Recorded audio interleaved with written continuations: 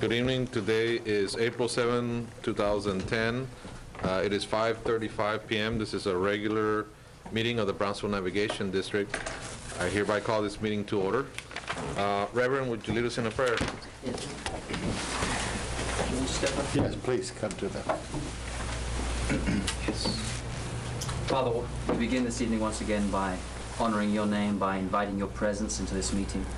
We thank you for your generosity and your goodness to us, to this port, Father, for the administration, for all who work here and their families. We pray your blessing upon our endeavors tonight, upon our discussions. Enlighten us, give us strength and wisdom, Father. Give us a vision for the future, that your glory may fill this place and your blessing be upon this port. In Jesus' name we pray. Amen. Amen. Please join me in the Pledge of Allegiance.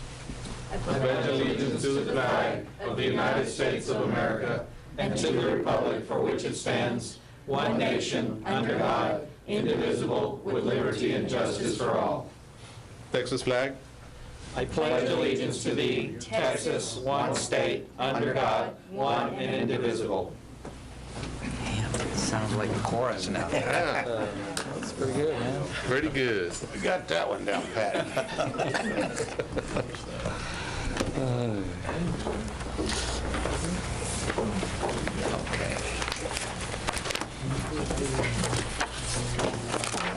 Okay. Item number 3, receive Port Director's report. Item A, Rio South Texas Economic Council's report on China delegation. And I'll be very brief. We had a couple of items. Last week, as you know, we're members of the Rio South Texas Economic Council. We joined that last year, and that's the effort where all the 4 counties have come together to promote the area. So last week, on the 31st, in McAllen, there was a visiting delegation from China that had been brought by San Antonio, and they were on their way to Monterrey. And this is a group that's kind of interested in the automobile industry and so forth. And because of the presence of Toyota in San Antonio, they really can't go there. So South Texas is an area that they're exploring. I was asked to go ahead and do the presentation on behalf of Rio South Texas for the group. And of course, with that, took the liberties to certainly plug the Port of Brownsville. But it was a good opportunity. I think that's kind of an example of how our efforts and involvement through Donna and Vicki attending those meetings and kind of keeping us in the loop, again, getting the folks in and around the valley to recognize how the port is an asset to the region and not necessarily that because it's in Brownsville, it's out of sight, out of mind. The group also had an opportunity to tour the foreign trade zone in that region, and we went to the Sherryland Park and looked at that development. But I think those kinds of opportunities will continue for us. We're getting good publicity, not only through them, but through other publications. So when they come to the region, the Port of Brownsville will be recognized. That's it on that one. The next item, very briefly, is just a report on the Washington, D.C. trip of the 22nd. One is that I think we send out to everyone, and if it didn't, I made copies for you.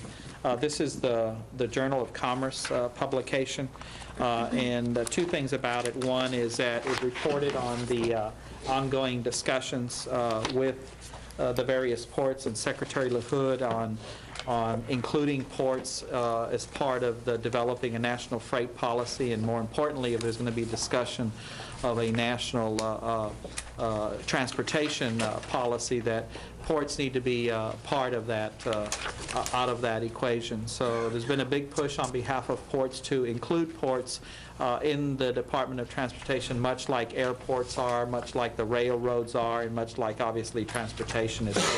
A bit on that. And the other thing is that this article also featured a good article on the impact of the Panama Canal expansion in the Gulf of Mexico, and the Port of Brownsville got some print out of that, so that's included. A couple of things came out of the Washington trip. One is that just today, MARAD posted on their website, haven't gone in to pull it, is the Tiger II criteria, and so consequently we're going to seriously be looking at that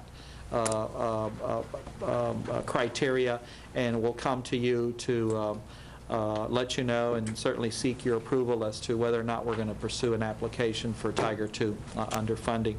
And secondly, part of this whole effort with the Secretary of Transportation is the creation of a Port Advisory Council.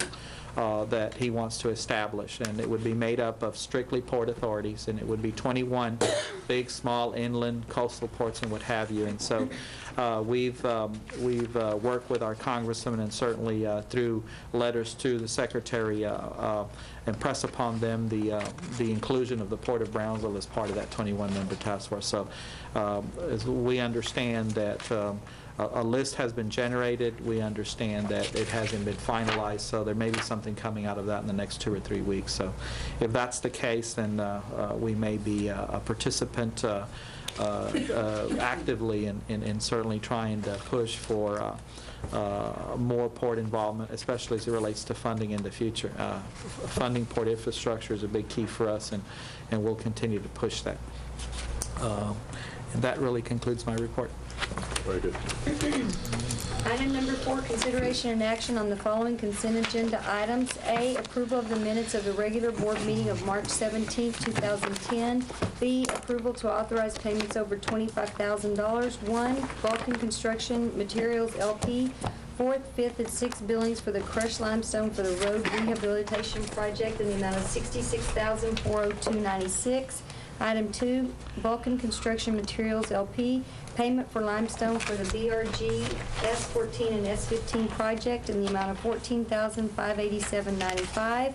Item 3, RM Walsdorf, Inc., first progress payment on utility relocation project on Ostis Road in the amount of $121,740. Item 4, RM Walsdorf, Inc., payment on materials used in the clarifier project in the amount of $30,000. Item C, approval of the following leases. Item 1, Purata Trawlers, Inc., a new lease. Item 2, Seakirk, Inc., doing business as La Mañana, new lease. Item 3, Reyes Marine Industries, Inc., amendment. Item 4, Terrier Transportation, Inc., amendment. Item 5, Mario Alberto Hernandez, doing business as KK Busters, new lease. Item 6, Gulf Facilities, Inc., new lease. Item 7, RM Walsdorf, Inc., new lease. Item 8, Ocean Port Maintenance, Inc., new lease. Item 9, Lasagne Enterprises, Inc., release. All right. Yeah, I'm in the meeting. Is there any discussion on it? Oh, Mr. Miss Chairman, request to table item 4C5. 4C5. Okay. Mario Alberto. Alberto Hernandez. Okay. Other than that, is there any discussion on any items? Do I have a motion? I'll make a motion. Got a motion by Commissioner Cowan. Do I have a second? Second. Seconded by Commissioner Reed. All those in favor? Aye. Item carries.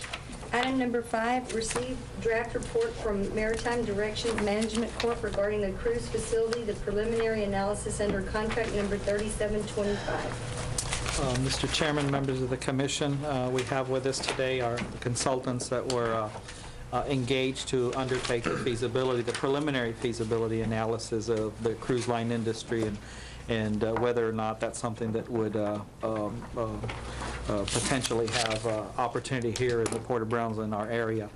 With us today is Mr. Chuck Towsley and Mr. Jay Lewis, the consultants that were engaged.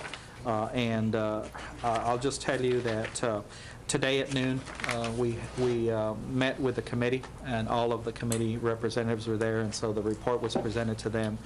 This is an opportunity to also present it to you.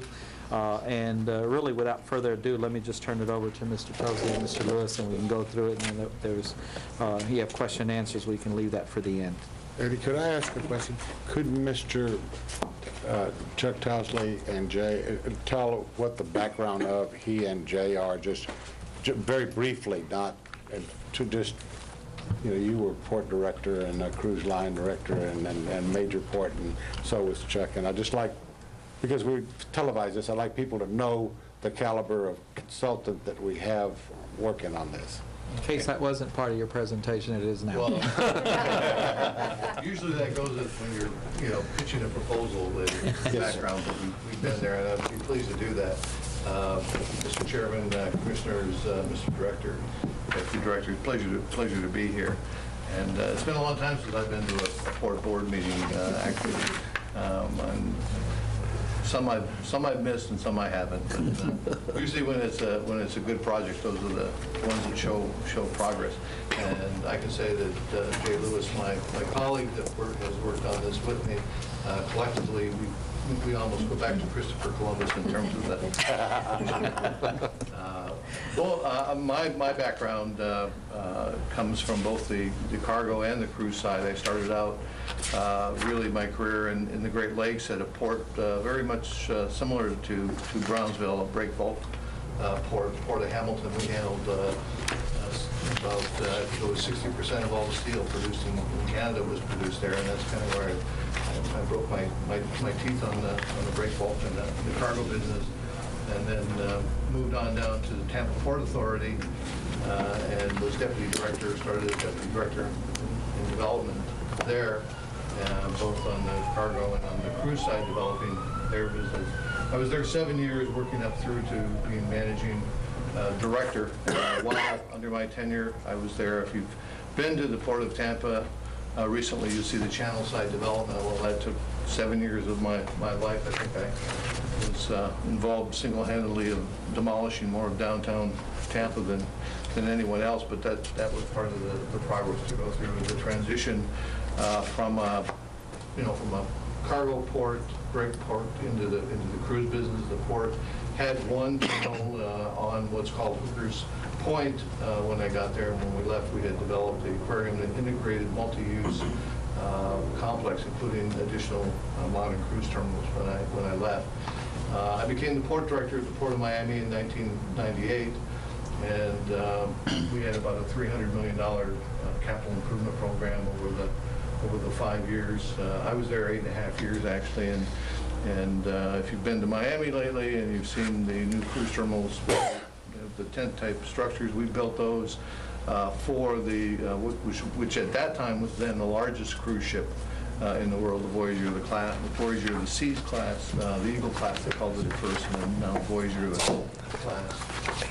So my involvement goes back 30-some years in the port industry, both in the cargo and in the cruise industry, particularly on the development side, working closely with the cruise lines on agreements and development from their perspective. Took Port of Miami through 9/11 with the requirements and the changes that occurred in security, especially in the cruise area, which is critical.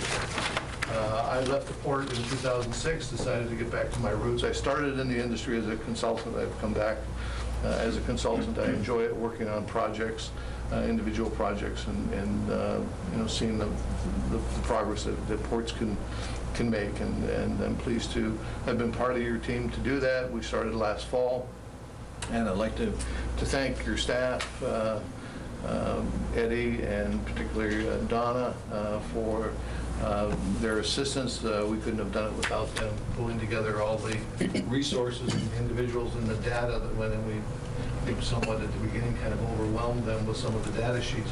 And what you're going to see is a presentation that summarizes that. It's just a snapshot that kind of condenses and presents our overview of Port of Brownsville and the potential opportunity. I'd like to point out, though, that at this stage it was really the baby step. It was a probe. It was the first step to see if there is potential, if the port has the necessary critical elements that would allow you to then make a decision as to which direction you'd like to go in the future. We have a PowerPoint presentation if you'd like us to present that. And I'd like to introduce my colleague, Jay Lewis, who will introduce his background, and he'll take the first part of the presentation, and I will continue it, and we will have a conclusion, summary, and then open for questions. I just wanted to express my happiness with having the opportunity to have such a well-qualified kind of group to do this for us. Oh, yeah, it is. Tremendous. Chuck, you tell me if you want to talk in the light and then turn the light out. Or I don't, it's quite all right. I'll just begin quickly with my background. I'm a graduate academically, I'm a graduate of the Wharton School and the University of Miami. I've taught at the University of Miami in the marketing department. I've taught marketing research, and marketing strategies. My professional career has been entirely in the research field, doing marketing research, strategic planning, business intelligence, and due diligence for mergers and acquisitions. So it's pretty comprehensive. In 1976, I decided to concentrate my academic and professional work in the cruise industry. And in '92, I published a guide to marketing research for the marine transportation industry, which was published by Marriott. So as Chuck's roots, my roots go deep. In the industry, our client list has included virtually every cruise line that is sailing today, from Windstar at one end to Carnival at the other. So our experience is long and deep, and I won't do any more of that because it's more important that we get into our presentation. So if we can dim the lights and turn on the Press the bottom on the... the bottom? Yeah. Very good. The Port of Brownsville Cruise Line potential. And as Chuck said, and I emphasize, this is a probe to assess the potential to attract a cruise line to the Port of Brownsville. Purpose and scope. The purpose is to determine if the port has the necessary and sufficient conditions to attract and support a cruise ship operation. In scope, mainly geographic scope, the Port of Brownsville, the Gulf ports, the market within 500 miles of Brownsville, that is the consumer or passenger market, if you will, the SPI, South Padre Island feeder markets, and the overall U.S. market for cruising. It's a comprehensive view, but at the same time, please remember, this is just a probe. What are the benefits of a cruise line? Well, if a single ship or to home port at Port of Brownsville, and on average we're looking at a 2,000 passenger ship with 73 departures. It's a combination of perhaps 5, 7, and 3 and 4 day cruises carrying 174,000 passengers. Then we project the local expenditures to be about 15.2 million, with a total economic impact, because of the economic impact multiplier, of between 38 and 53 million. It will create potential future South Padre Island visitors. We know from our work in the Caribbean that once you visit a Caribbean island, for example, tend to come back as a visitor. It will elevate the image of the port and the region. Cruising is a very well accepted vacation, and of course quite well known, and has a certain cachet to it which will elevate the image of the port and the region. Clearly, it will diversify the port's revenue base, and finally, it will obviously add new jobs at the port and in the immediate economic region. It's a new business entity. Our marketing overview is what we call the view from 50,000 feet. It begins with the Gulf ports. It drills down a little bit into passenger departures, then moves further focus on Galveston, Mobile, and Brownsville, and finally we detail the Brownsville marketing potential. So let's begin with the Gulf ports. Very simply, the Gulf ports of Tampa, Mobile, New Orleans, Galveston, and Brownsville. I know that you are familiar with this geography. I will not dwell on it any further. Just to give you an example of what's going on in the ports in the first 6 months of last year, you can see that all four of the ports, Galveston, Mobile, New Orleans, and Tampa, were very active, and had, in the case of Mobile, only one ship, but in the case of Tampa, 4 ships leaving on a regular basis. Now, the reason that the departures do not total 52 for each ship is because there's a seasonal component, which I'll get into in a moment, and also because this is a combination of 7, 5, 3, and 4 day cruises. Interesting to note, in Mobile, the Carnival Holiday is no longer positioned in Mobile. It's been taken out of the market. A much larger ship has been put in the market, which indicates that Mobile has enjoyed success as a turnaround port. Passenger departures, how big is the business?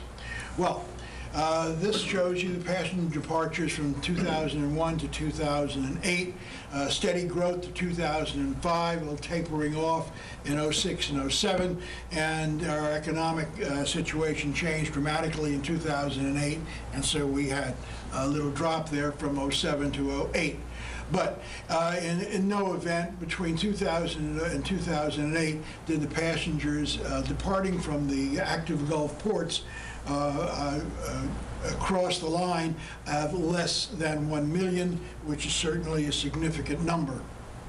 In terms of the share of the U.S. passenger market, as you can see, between 2002 and 2008, it was never less than 12%, and its best year, 2005, was almost 16%. So we're talking about an active market, one that is very well accepted by passengers and which enjoys a good passenger load level for the various cruise lines that trade in the area. A little bit deeper look at the passengers departing from these ports. Galveston, Houston had a good, strong increase to 206, and then a little drop off in 07, and of course economic conditions in 08. I'll explain this in a moment. New Orleans was growing quite well until 2004, and then unfortunately Katrina took care of the next few years. Tampa has had steady growth over the period, and Mobile picked up in 2004 and began to grow in 2005 as it picked up a lot of the cruise activity that had been previously at New Orleans. Matter of fact, that was the major shift. In terms of the types of ships, this is a pretty broad brush view of the kinds of ships, and the tonnage runs from the Carnival Holiday, as I said, has been repositioned away from Mobile, of less than 50,000 tons to the giant Voyager of the Seas at 442,000 tons. The ships are relatively new, Voyager of the Seas and Carnivalation being the granddads of this particular fleet that we have displayed here, but most of the other ships are quite young. In terms of passengers, it runs between 1,500 Holiday and 3,000 the Voyager of the Sea. Now, what you can't see on the extreme right-hand side of the screen is the crew. And if you could move it a little bit, if that's possible, well, it's not. The crew numbers are substantial, and that's important because the crew represents opportunity for local business every time the ship turns around. In terms of the draft and length, both the draft and the length of all of these ships, with the exception perhaps of the Voyager, could be accommodated by the port of Brownsville. It's page 19. Here's a look at the ships. Just a quick look. You have to see Voyager of the Seas, see how big it is. Carnival Conquest, and then lower right, the Carnival Holiday. Now, I mentioned that there's some seasonal component, and there certainly is. As you can see, the winter months, January through April, the number of departures from Galveston are quite high, tapers off through the summer. September is hurricane month and very few departures, and then it builds up again in October and November. You might ask why. Well, Galveston is a winter market, hence the activity through April, and then in May, June, and July the ships are repositioned, typically to the Mediterranean, and the ships go to Alaska, which the summer markets that Carnival and RCCL tend to favor. So it's not that there's something wrong with Galveston, it's just the cruise lines making the best use of their assets. Now let's take a look at Galveston and Brownsville, the nearest neighbor, and a very active cruise port, as you saw. Now what I've done in this slide is to look at the various ships that leave from Galveston and Brownsville, their venue, Western or Eastern Caribbean, the length of the cruise and the itinerary, and finally, and most importantly, the distance of these particular cruises and the this is the total distance to home and back between Galveston, and had that same cruise left from Brownsville. And look at it very quickly. I will tell you that the differences are de minimis. There's very little difference in total cruise length in terms of nautical miles from Galveston or from Brownsville. And these are the figures. Now let's move on to what would happen if a cruise ship left from Brownsville. And here we see 3 potential itineraries, a 3, a 5, and a 7-day, all in the Western Caribbean. And you can also see on the extreme right that the sailing distances are certainly within the range that the majors feel comfortable with. And also, we also introduce some interesting new venues that are not currently being used, namely Tampico and Tuxpan, and those are new markets, new ports of call that have very interesting opportunities for the cruise lines. If this would be, I don't know if you can see the itinerary I pointed out, the typical 7-day itinerary from Brownsville, quite a interesting itinerary, begins in Brownsville, heads down to Tuxpan. If you've ever been there, it's the place where they have the pole flyers. I don't know if you've ever seen that. You may have. Then it goes on to Progreso, the Yucatan, the ruins, et cetera, Cancun, which is a very well-known resort area, Cancun Cozumel, and then to Royatan or Belize, which is known for diving. So this is quite a comprehensive itinerary out of Brownsville, and I might add, an itinerary that cannot be matched by Galveston, because if Galveston goes from Galveston to Tuxpan, it adds too many miles to the itinerary. So the most effective and optimum itinerary that would include these ports of call is out of Brownsville. This might be a potential comparative advantage. Onward to the Brownsville cruise line potential in terms of passengers. Here are some figures that might be quite interesting to you. If we look at the population within 500 miles of Brownsville, we find the total estimated population within 500 miles of Brownsville is 91 million. And 91 million breaks down the following way. In Mexico, 66 million. Now, I will tell you that getting figures in Mexico is extremely difficult. This is an estimate. It could be off. It could be off by as much as 10%, but we're going to stick with it for the moment until we can get a better figure. We do have a good figure, of course, for the U.S. portion of the 500-mile radius, and that's 25 million put together. It's 92 million. Now, interestingly enough, here is Galveston, and you will see a significant difference. Galveston, the total population is 45 million. From the U.S. portion, it's greater. It's 25 for Brownsville and 36 for Galveston. But in the Mexico side, that 66 million drops down to 9 million. So there's the difference, but there's certainly sufficient potential. 91 million people. You know, there certainly is sufficient potential, and here's where we think that potential lies.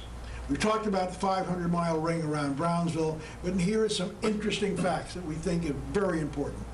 When we look at the feeder markets for South Padre Island, information is based upon their assessment of the number of people that visit their website. When we look at the feeder markets, we see some very strong markets, which I will point out. California, remainder of Texas, Illinois, and New York. Secondary markets, Michigan,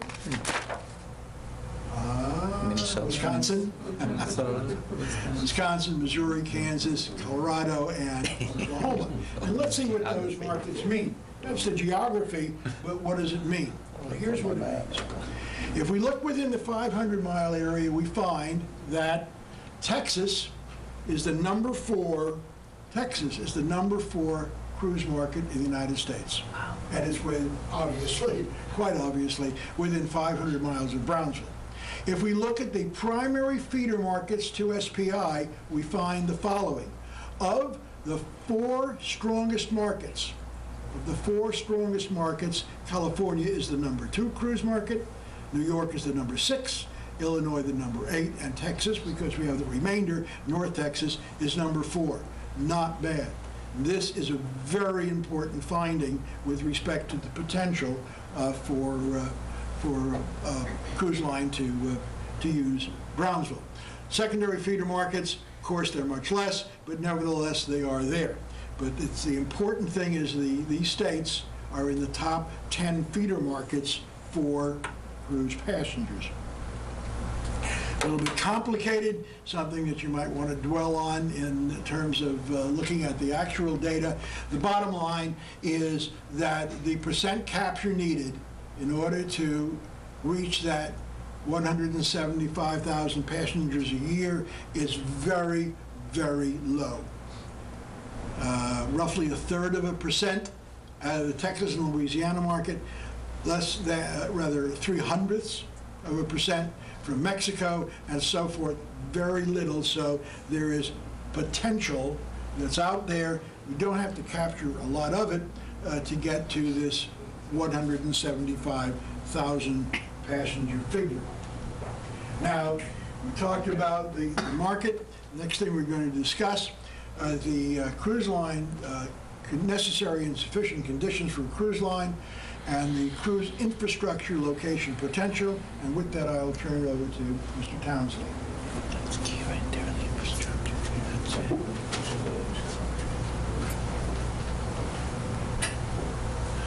Okay. What did I do here? Yeah, I do.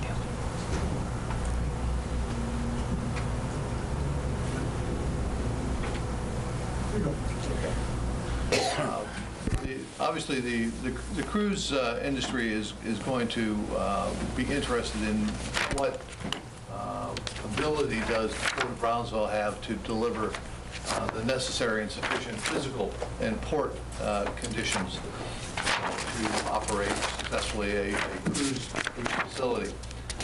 What we've done here is taken a kind of a qualitative comparison, and this was from looking at the tariffs and at the physical conditions of the ports, comparing Brownsville with the existing operating cruise ports of Galveston and Mobile. The wharfage and dockage rates, for example, and the management of those. In Brownsville, that is yet open. It has yet to be determined. So there's opportunity to look at what others are doing and to determine how you would like to proceed. Galveston has been fairly successful in that area, obviously, based on the growth that that port has seen in the cruise industry.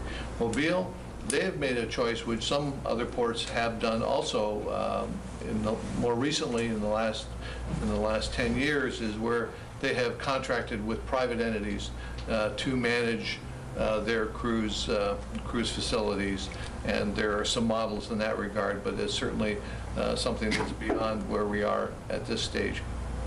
Port of Brownsville is a mature port, well-managed port. It has the necessary utilities that the cruise lines would look to, and when we're looking at the necessary and sufficient conditions, I'd like to point out that we're looking at it from the perspective of what's known as a home port.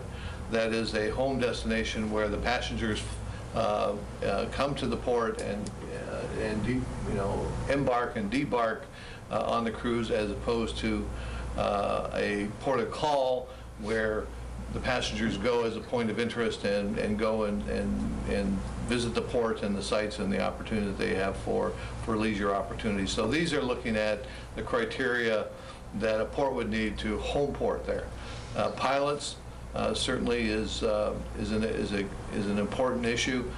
We met with the pilots as part of our study. We believe that you have good opportunity to work with your pilots to have an efficient operation. Galveston, as I've noted here, has 2 checks as opposed to the 3. It gave you the 3, which is the most desirable because it's yet to be determined. In the case of Galveston, there had been a dispute recently in the last year where the pilots wanted additional pilotage on their cruise ships, which is adding additional costs and has caused some dissension among the cruise industry and the port. So if you have a good relationship with your pilots, you may have a competitive edge depending upon what you work out in terms of those requirements. Really didn't get that information on the private side from Mobile, so we're not sure where that stands. Berth to international water distance. Certainly, Galveston is right on the Gulf, so it gets all the check marks.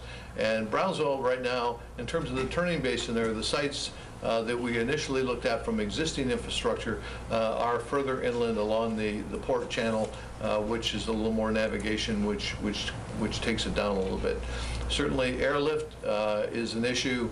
Galveston relies on Houston with their big international airport and their connections, but Brownsville, that we looked at the airlift capacity with the airports that you have, we believe provides a good opportunity to connect to the necessary markets, not just the 500-mile drive market or local market, but extending up into the Midwest now with the airlines that you have coming into the airports.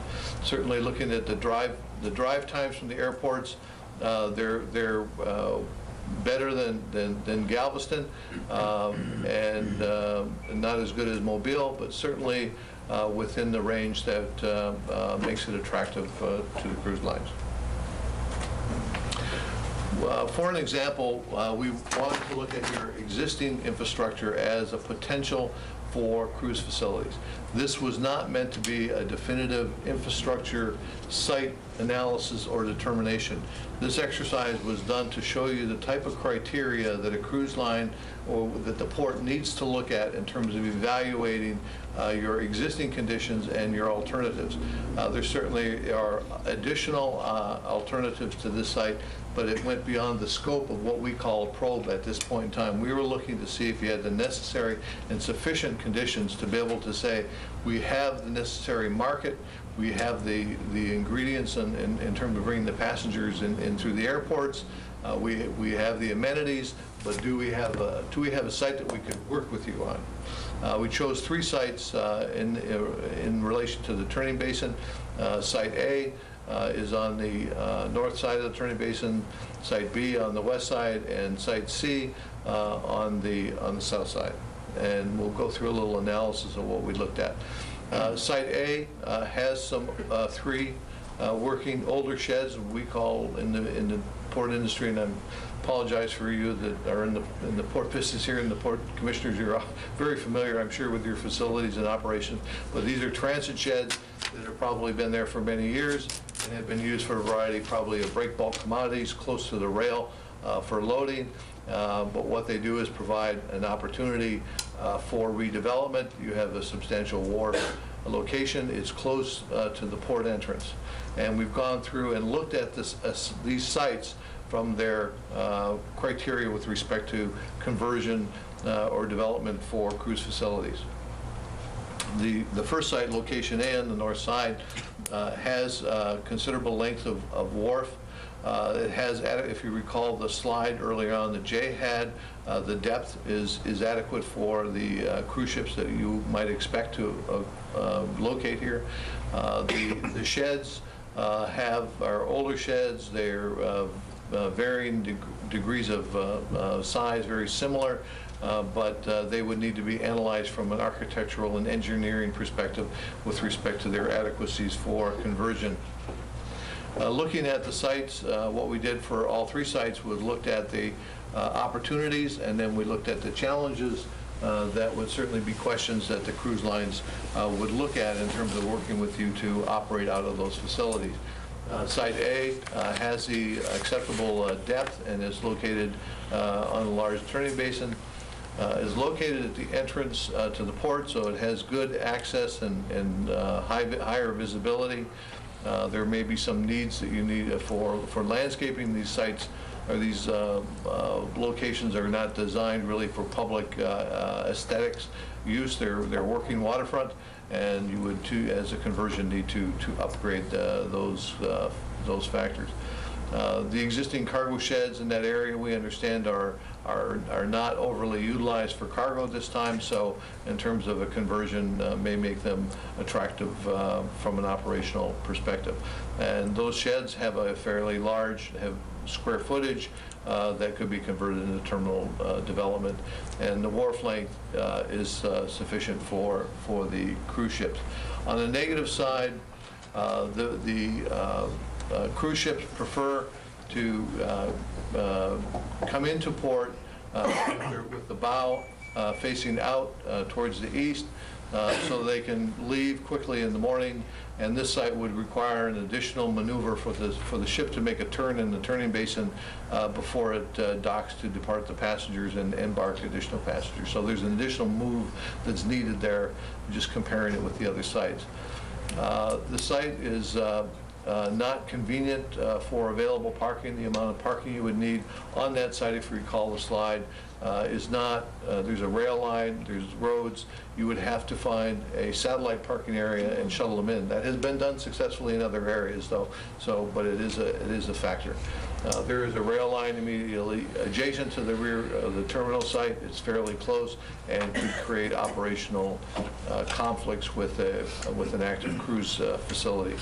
The conditions of the older sheds, those are the older of the sheds that we looked at, and they may not be adequate for renovation. They may need to be, if you chose that as a site, you may choose to demolish them and build a new terminal, which just adds additional cost. Now, the footprint site is additionally constrained with respect to shoreside operations such as drop-off of pickup of passengers and the provisioning. It's a tight footprint. Site B is located at the western end of the turning basin. You can see there is a wharf located here. It's on a slab that had a building on it previously, which has been demolished. And the rail, also you can see the cars here, is in close proximity, similar to Site A. It's at the west end of the turning basin. It has 420 feet in length of wharf. Its shed is demolished, which means you'd have to build a new facility, and the rail is close by. Once again, looking at the opportunities, it's on the turning basin. It has sufficient depth. It's close to the entrance. Once again, similar to A, for the improvements for aesthetics. The wharf area is underutilized. That it's an open area that's adequate, and the site of the backlands is sufficient for really kind of the bottom side size of getting into a facility for the size of cruise ships that Brownsville could look for. The challenges, that length of wharf that you saw is not sufficient for the cruise ships. You would need some engineering of some additional structures to be able to berth the cruise ships at that site. So that site has some additional marine construction considerations, which add cost and time if you're comparing sites. The site also is not convenient to adjacent parking. Once again, you'd be looking for satellite parking and having a busing system to move passengers to the terminal. There's an active rail immediately and close to the terminal site, which once again presents a potential conflict. And no building there means that you'd have to start with new construction. New construction gives you some advantages, that you have a clean slate and you can build what you want, but it also has an added cost. So if you're comparing sites for cost, convenience, and time, if you have to build something new versus something that you can renovate, you're going to have additional costs. Even though you'll end up with a better asset at the end, it's a factor. Once again, this is a narrow site in terms of what would be considered optimal for a cruise facility. Site C, which is on the south side, has a large active working cargo pier. It has rail in the area, both along the roadside and along the water side, but it does have a lot of land area associated with it. It has 550 feet of length of wharf, width of 280 feet in the site. Once again, the depth is 32 feet, which is adequate. You have newer sheds, they're steel construction, sprinkler equipped, large existing cargo sheds that are currently in utilization. Apron width, both on the ship side and the rear, are sufficient. Opportunities, once again, it's on the turning basin, it's got good depth. It's located reasonably near the entrance, it's a little further away. So there would need to be some consideration of the aesthetics of the drive to the facility in terms of your landscaping. There's adequate wharf to accommodate the cruise ship. The square footage of this site offers the best opportunity for working with the cruise line to see what range of facility you would look, and also your budget, because it could range anywhere from 35 to 70,000 square feet, which puts you into the category of where you want to be optimally for a cruise terminal for the size of ship. And I say the size of ship, we're looking at a 70,000 ton, 2,000 passenger type of vessel. The site has a good sized area that allows for design and operation of a passenger drop-off and pickup area. The challenges is now a very active and productive cargo operation here. So you're faced with the challenge that ports and many businesses have when you start to look at a new opportunity, and then you look at what you have, and you need to consider some trade-offs. The advantage you have is that you have some time. What we're looking at here as a first step is implementation down the road a few years. So if you look at the pro formas of your business model and make a decision that you're going to go this way, and you run the models and you want to make some changes, you have time to look at your strategic and your master plan to be able to do that. The entrance access from the main road, as I said, is a little further, so you're going to need some buffering. There is somewhat of a narrow apron which can constrain the cruise operations for provisioning. We don't believe that it's sufficient enough to be a negative. But wherever you're redeveloping, you never find optimal, or rarely ever find an optimal condition. And once again, the analysis of the suitability for what you, if you do choose to redevelop that site, would have to be looked at from an architectural and engineering expert perspective.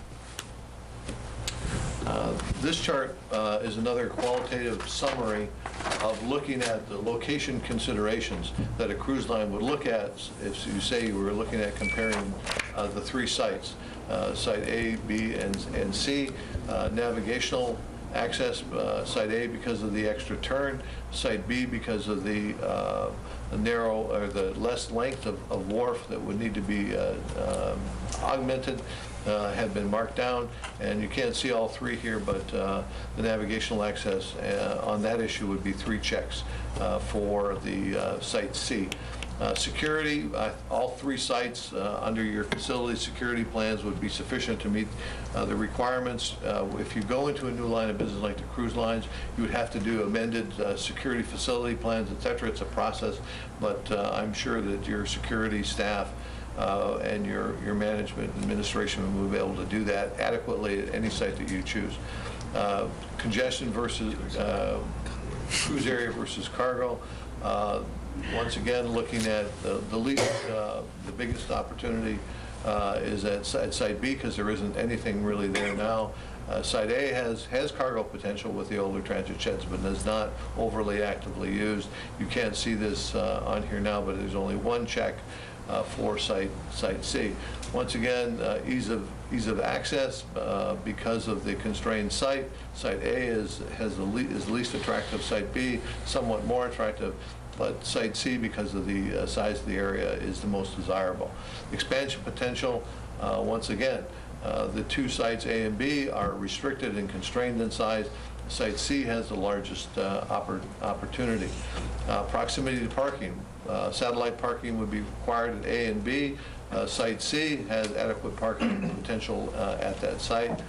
Exposure is an item where if you are on if you've been to the Port of Miami and you're driving along the MacArthur Causeway and you look across the channel, you can see all the cruise ships and the facilities. It's great advertising for the port, and it really looks nice. Unfortunately, just because of the geography of Brownsville, none of the sites really have a great public exposure from a downtown area or from a highway system, but that is not a critical factor to the cruise lines. It's probably more important to a port than the cruise lines.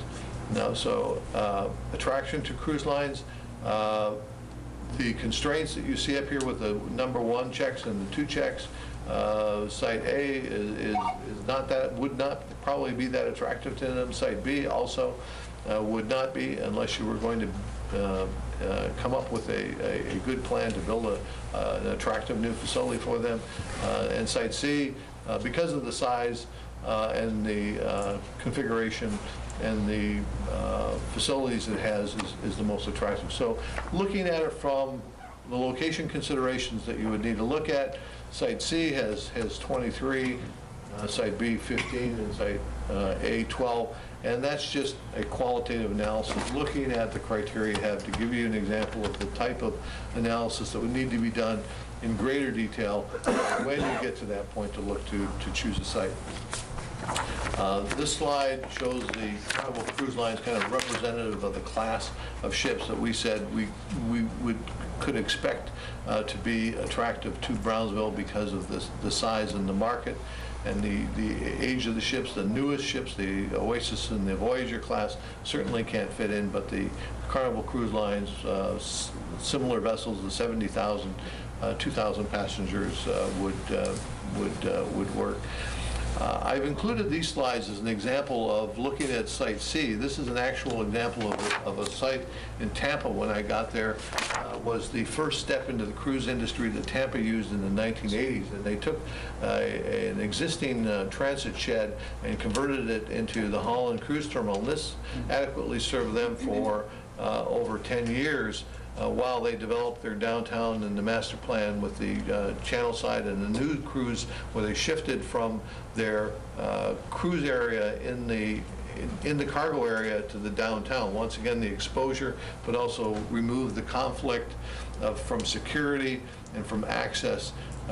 For the cruise passengers have different needs, and certainly the cargo. So separating your cruise and cargo makes sense, and it really took the port 7 to 10 years to really successfully do that through their master planning processes.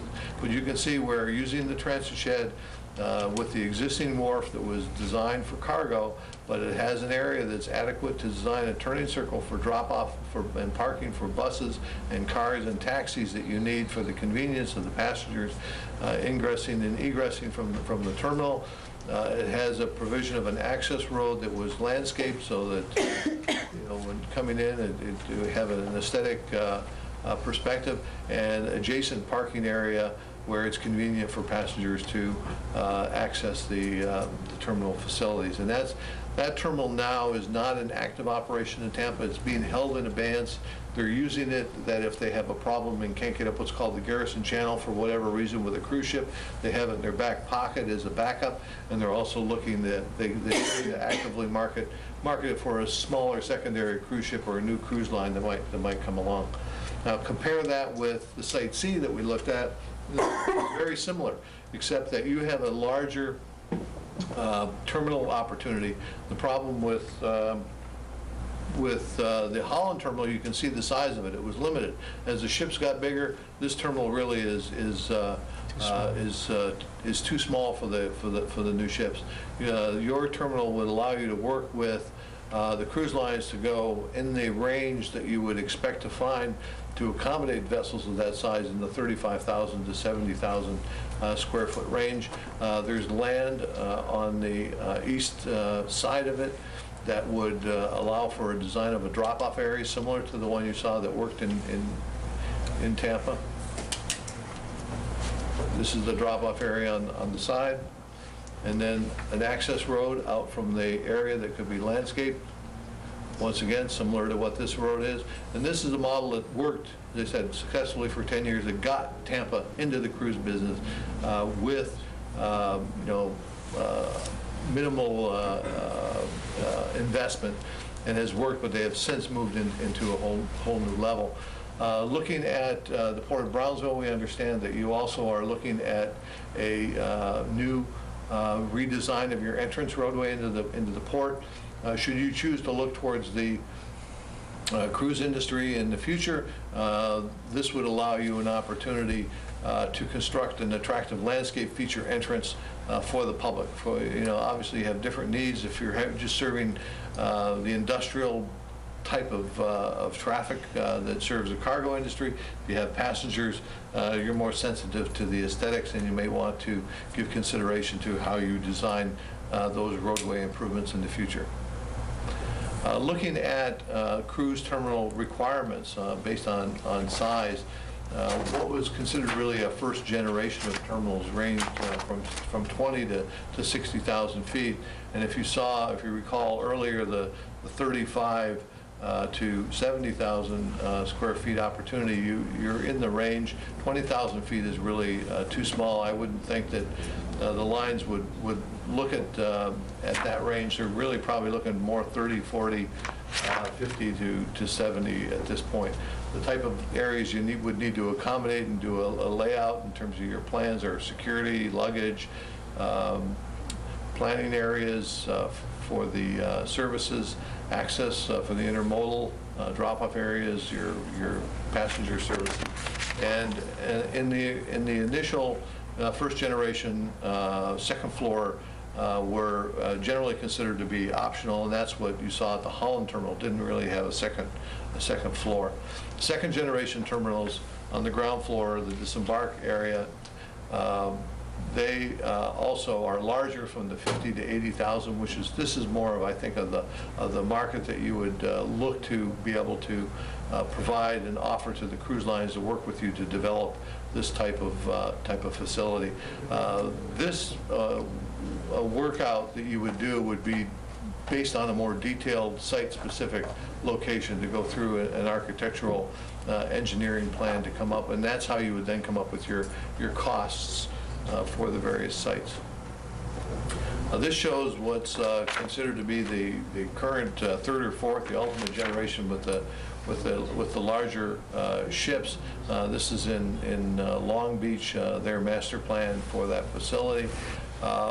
What you see here, though, is an interesting construction technique that we used in Long Beach, where as opposed to building a new marginal wharf, which is very expensive, and marginal wharfs that you see for the most part are designed because in the area behind the wharf you need it for cargo movement, for equipment, and the loads that go in there. So the cost of construction of building a wharf with sheet pile, tying it back, and then with a cap wharf on it gets very expensive. You really don't need to do it if you're designing it just for the cruise line. You can put in a series of 4 cluster piles with a concrete cap, and then with your fendering, actually use this as a structural element to hold the cruise ship, and then just design your area to accommodate the access to and from the ship in the limit area, which really helps to reduce your costs. Brownsville, whatever decisions you make, I have to commend you as a port with having exceptional opportunity. Most ports are not blessed with what you have in terms of 40,000 acres. This is your ship channel.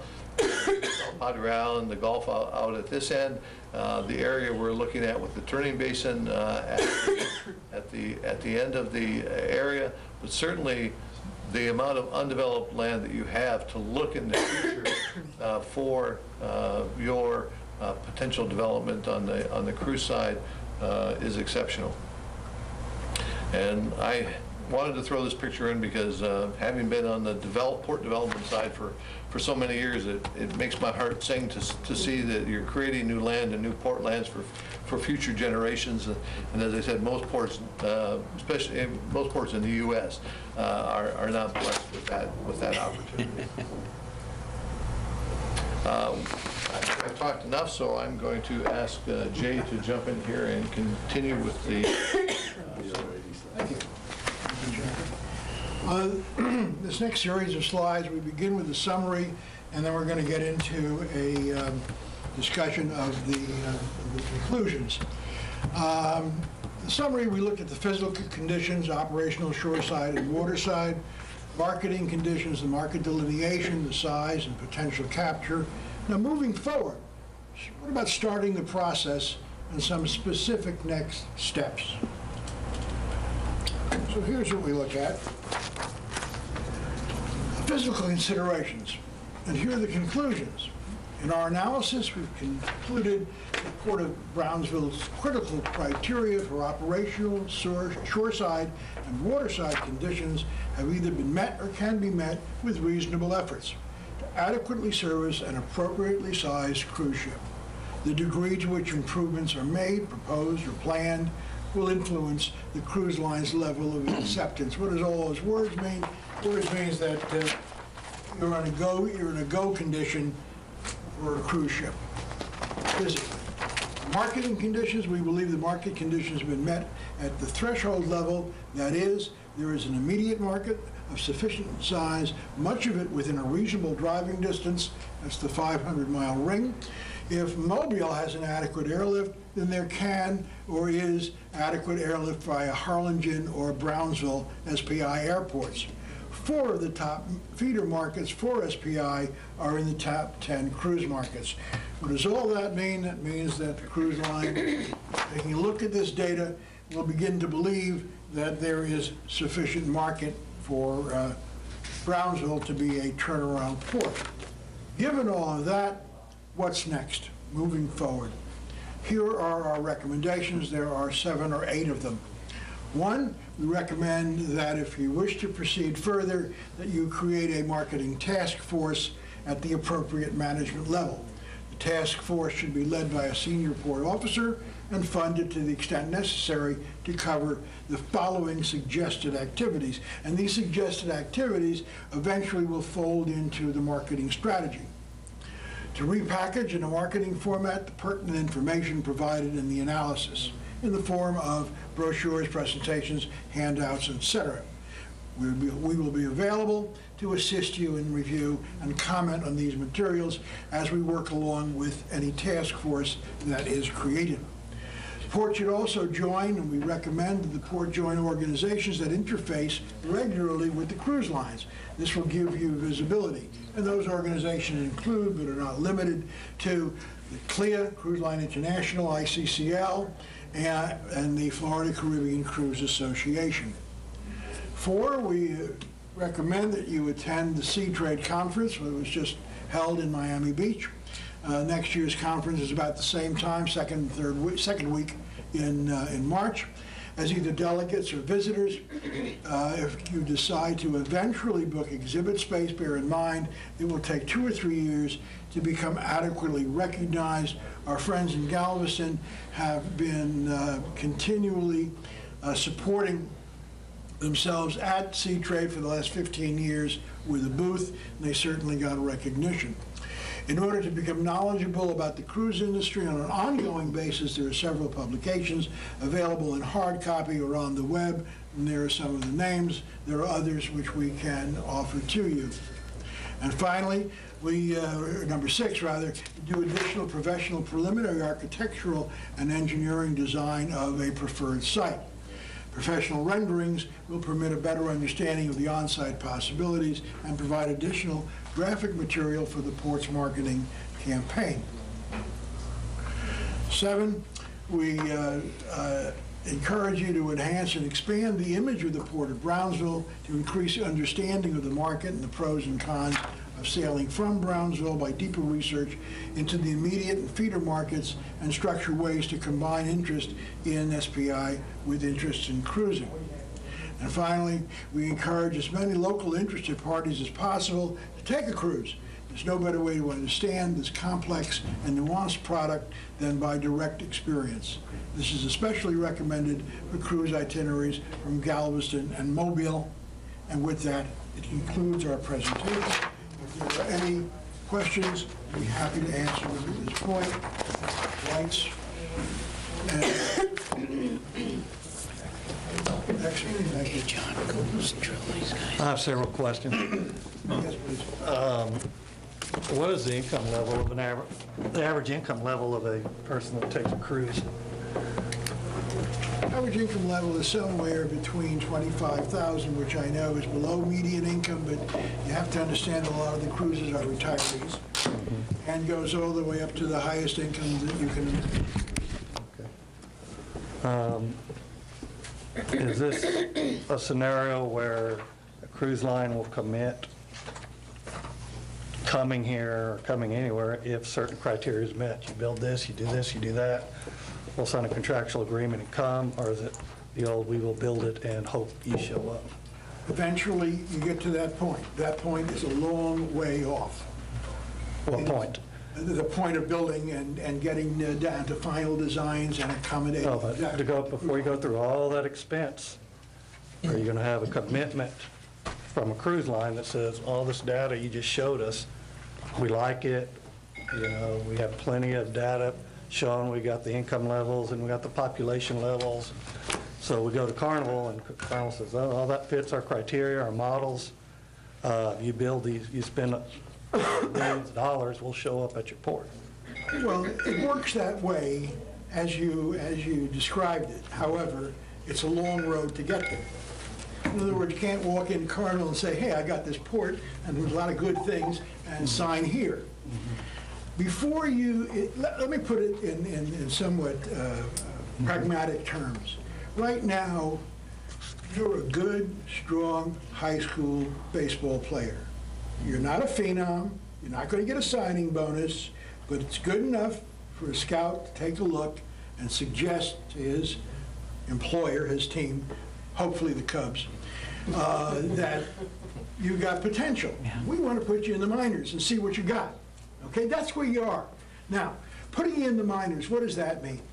Putting you in the minors means a better and deeper development of finding out what exactly should be done, how strong the market really is, and all of those things that you need to get up to the next level, including getting to know the business, which is critical. Cruise lines don't want to deal with neophytes. Getting to know the business.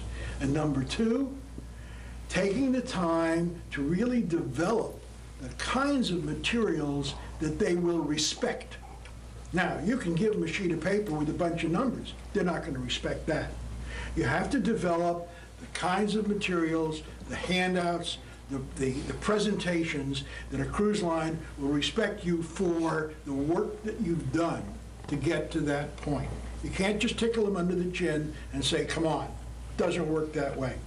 Ports take a long time before they can even get to see the people that make the decision. This is a long-term project. Just like you gotta be in the minors a couple of years before you get to the bigs, you gotta be in the business of attracting cruise lines for a couple of years before you'll get to the point of seeing the top guy. Now, the corollary to that, the downside, is if you rush in and see somebody tomorrow, let's say I get you a date with Richard Fain, chairman of the board of Royal Caribbean Cruise Lines. At the end of the date, he'll say, gee, those are really nice fellas. I really enjoyed meeting them. I ain't going to Brownsville. They didn't tell me anything. It makes me want to go to Brownsville. You know, nice figures, stuff like that.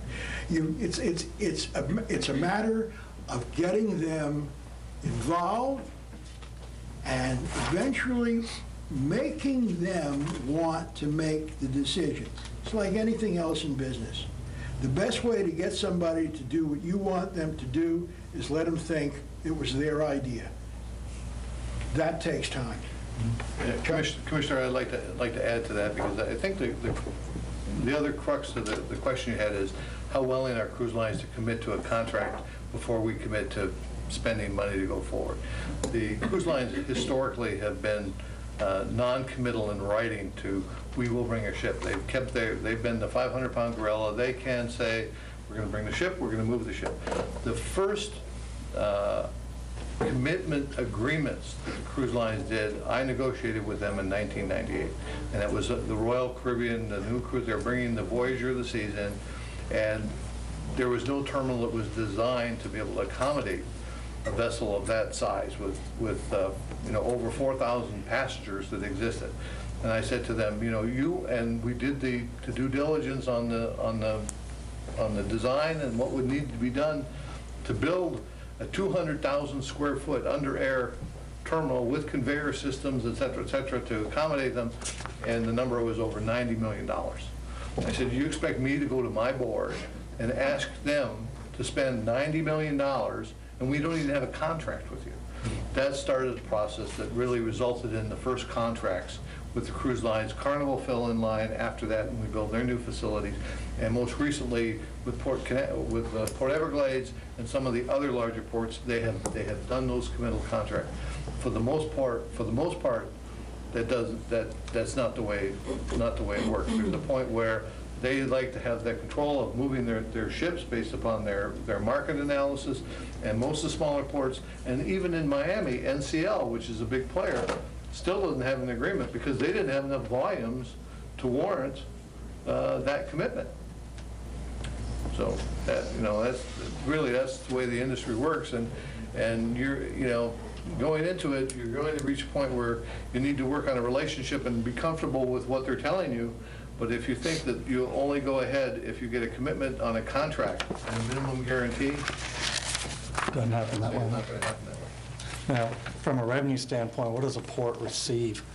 The wharfage, does it get a per head fee? The revenue to the port comes from, you're right, the wharfage, the dockage, and the parking. Sometimes you may get a security fee, water or other services. Depends what other services that you provide. Yeah, like the in terms of airlines. terminal. But for the most part, those are the three primary ones are the parking. We put our parking at a rate that was equivalent to the airport, and parking is a good revenue source. The wharfage and the dockage are the primary ones, because they're big ships, so you charge on the side. Just a little round number of what a ship would produce on each sailing, just to get an idea.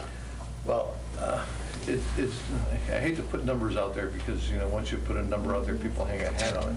But the rule of thumb used to be, this is going back a couple of years, and I really haven't revisited to quantify it, but it used to be on a net income basis, $1 million per ship per year, which was kind of my objective, and this is going back a few years now, so. Thank you.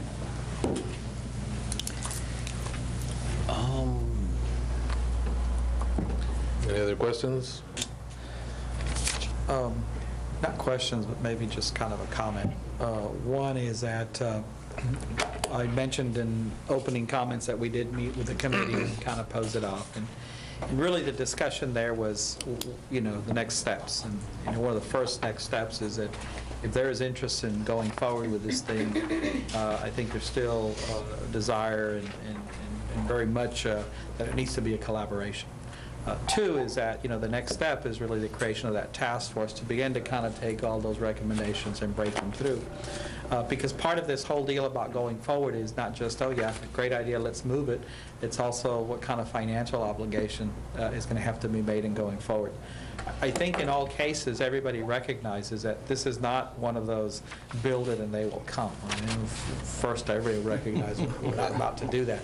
But that it is a process to develop the relationship, develop the interest, to develop that point where you might be able to get an operator to come in and say, we're interested, we'll work with you in putting together a plan, a strategy. But getting to that point is going to require some work, and we're not known to the industry. We really haven't put our name out there. This is just really the first step to see if it's even worth taking a look if we want to do that. The response we got from just about everybody this morning was that that there is a desire to take that next step. There is a desire to really sit down, look at that task force, create that collaboration and to move forward.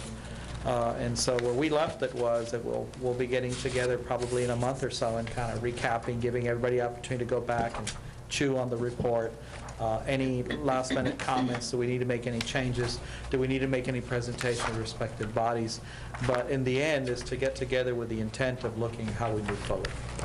I was the first one to say, this doesn't mean the city or the Port of Brownsville is ready to throw hundreds of thousands of dollars at this thing. All it means is that, if we're going to take that next step, then we need to really look at, what can we do, to what extent, and how quickly we can move on developing some of the strategies that may take 2 or 3 years before you get to the point where you might be able to get that interest from an operator who would say, I want to take a look, let's talk.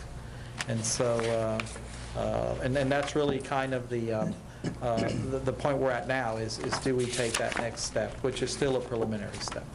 So the good news is that if we can get one ship, then it's easier to get 2 or 3 or 4 or 5 other ships once you get them coming.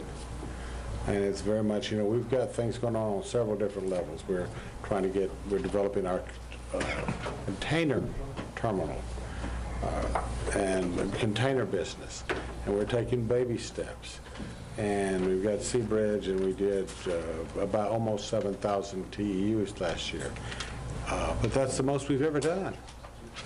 And we're now in the business, and we're moving forward.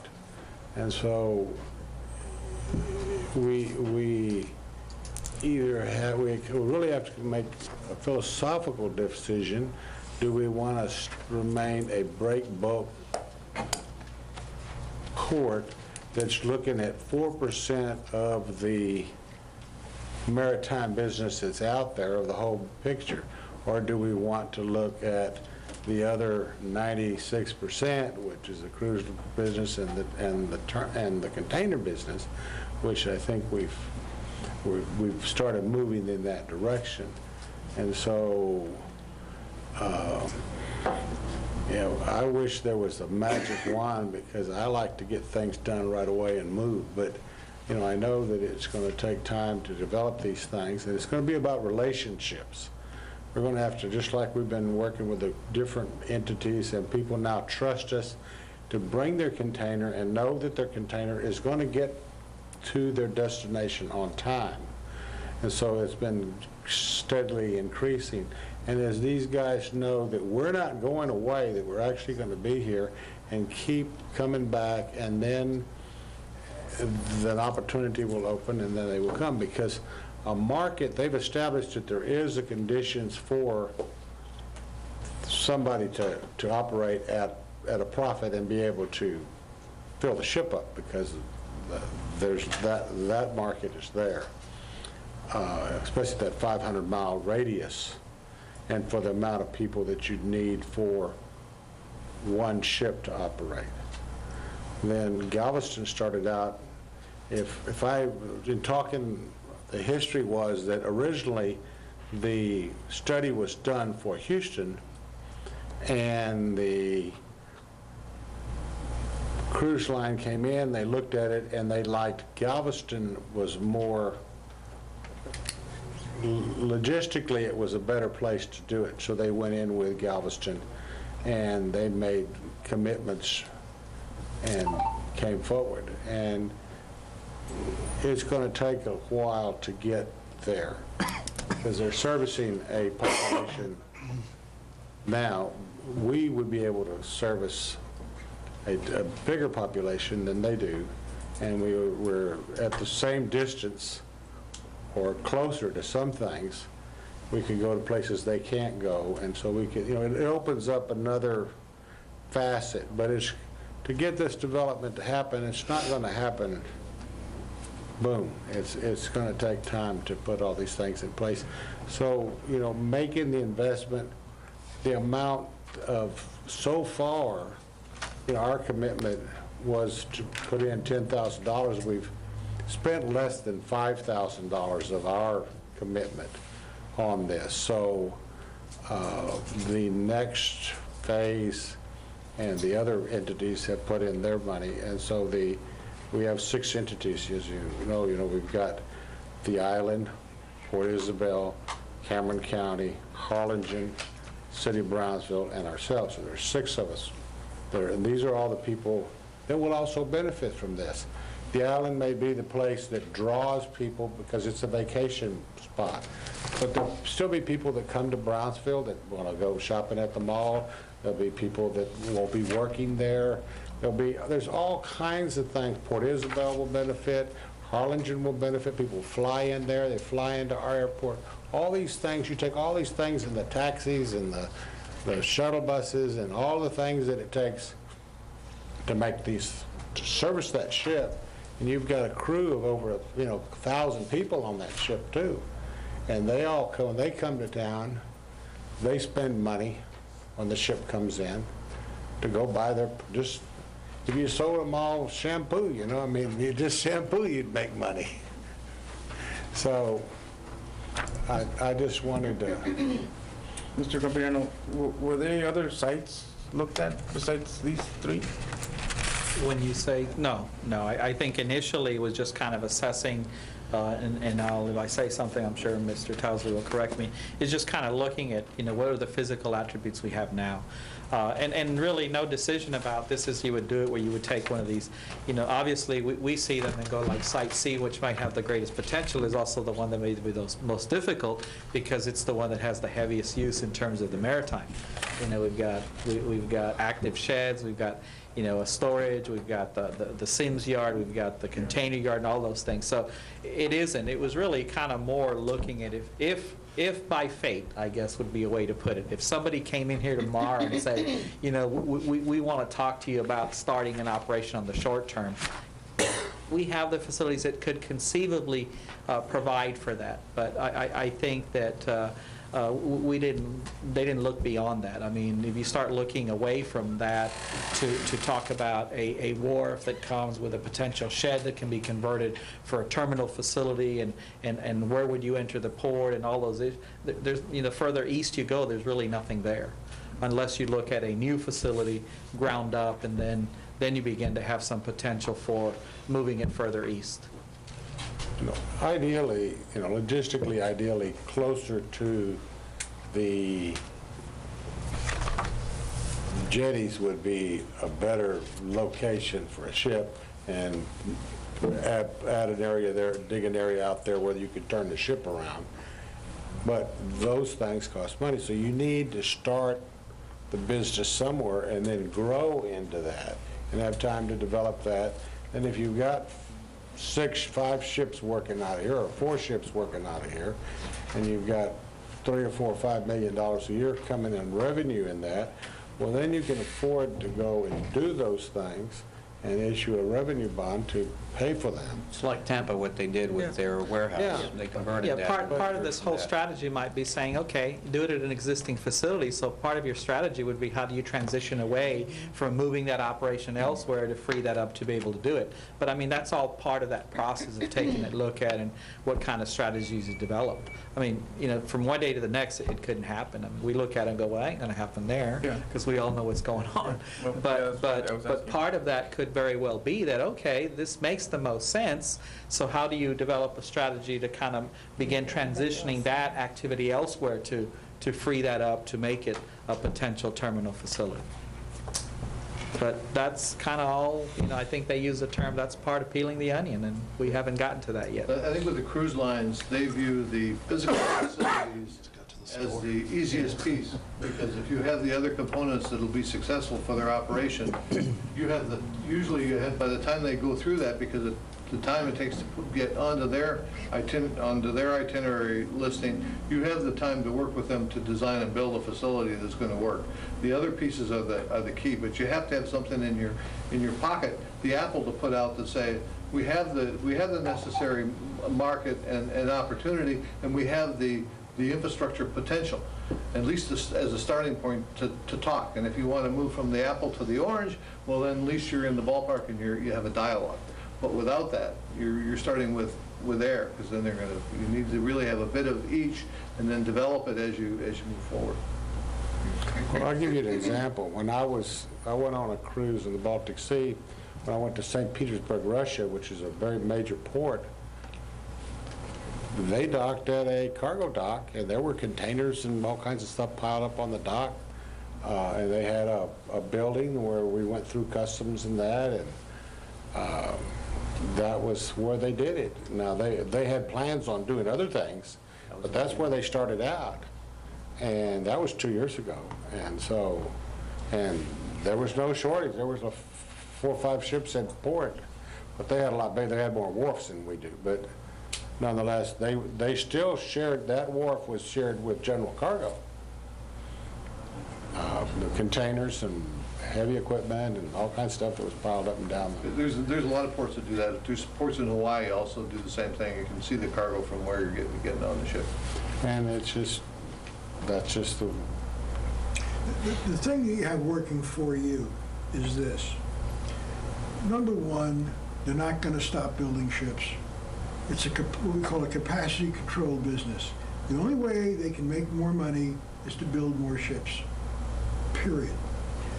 The more ships you have on one side of the ledger, you have a finite number of ports on the other side of the ledger. So where are the ships going to go? They need to go to a port. And eventually, and if you look at this, eventually you run out of ports.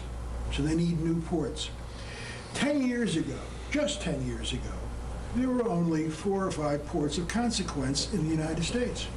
Miami, Fort Lauderdale, Canaveral to an extent, New York seasonally, and Seattle in terms of really Seattle, Vancouver for the Alaska cruises, and LA sort of.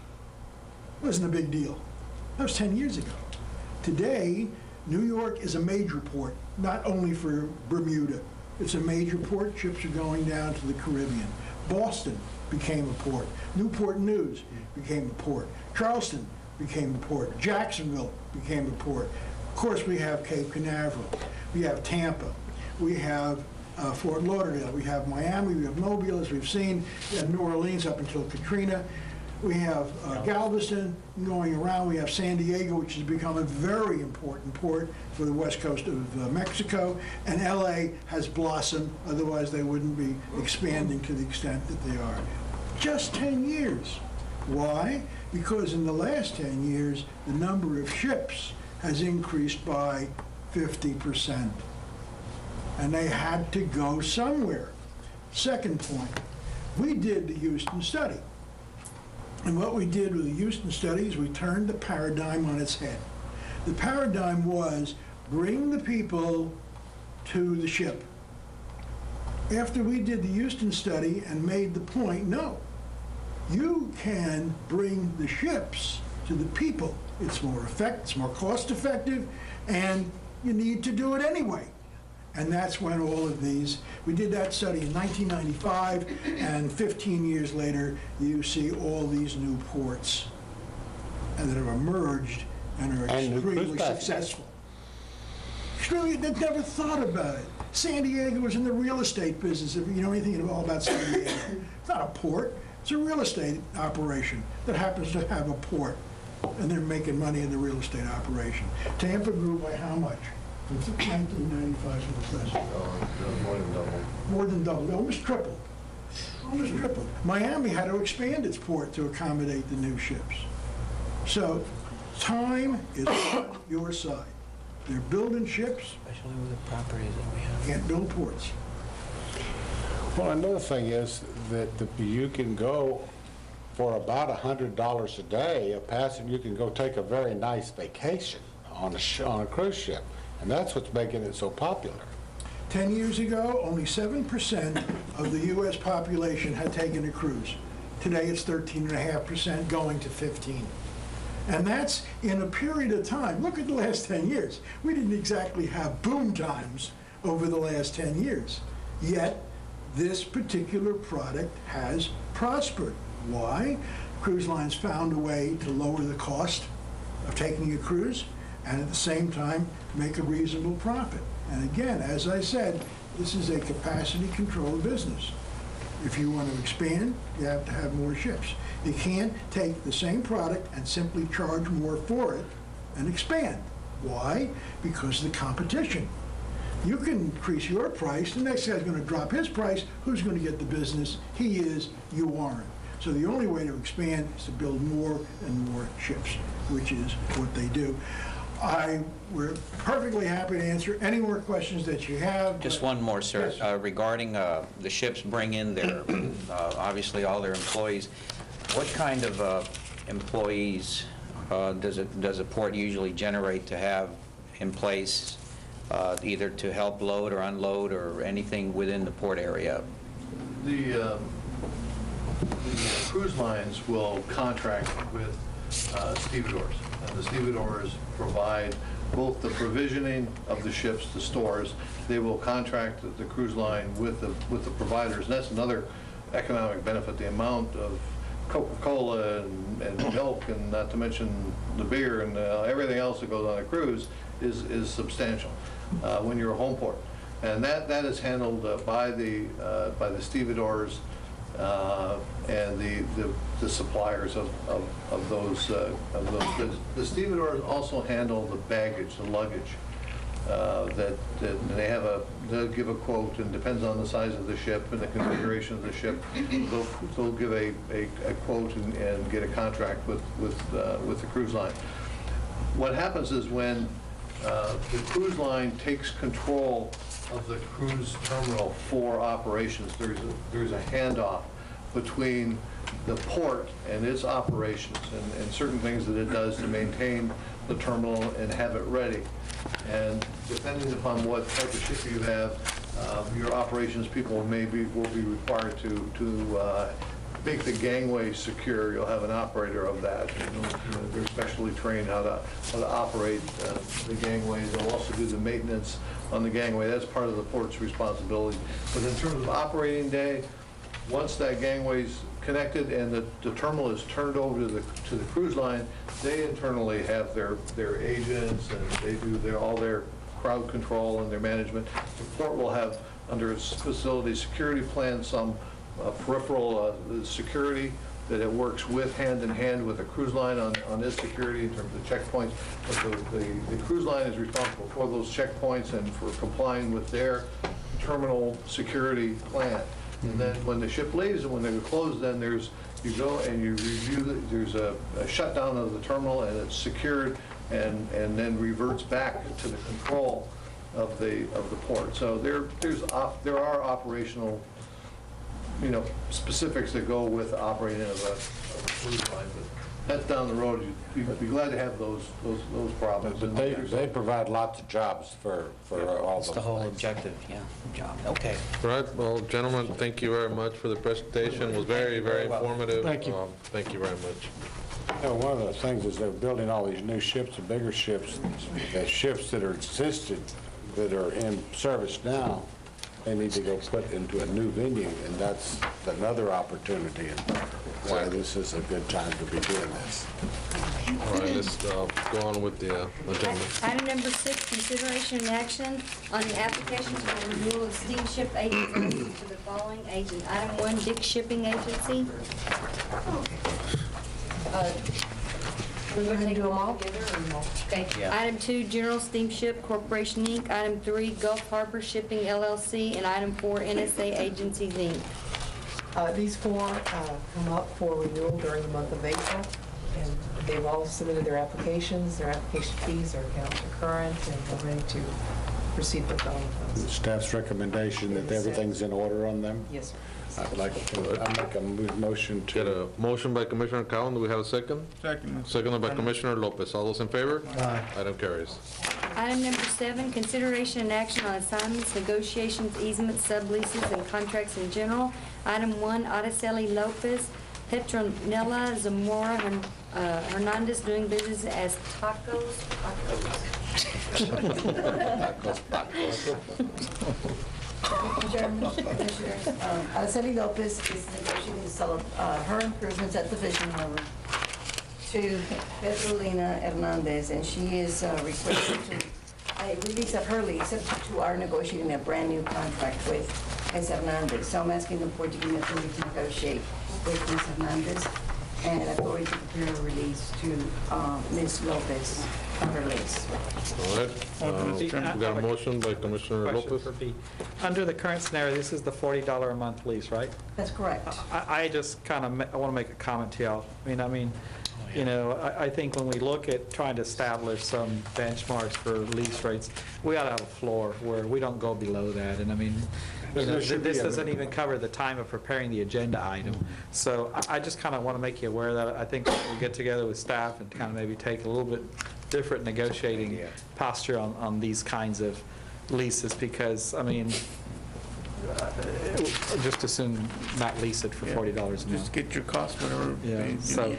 that's just a thought. I just want to make that comment. Absolutely, well taken. I think that makes good business sense. Okay, we got a motion by Commissioner Lopez. Do I have a second? Second. Second by Commissioner Reed. All those in favor? Aye. Item carries.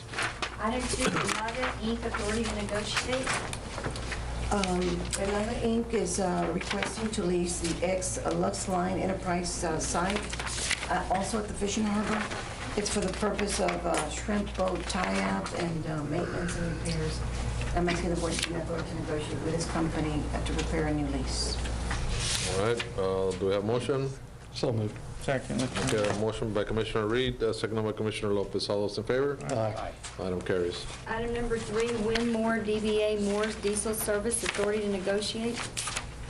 Mr. Winmore is a lessee also at the Fishing Harbor, and he has been leasing a storage shed from the district. He's had it over 5 years, and since we passed the policy that after 5 years, we would turn over the real estate to the lessees.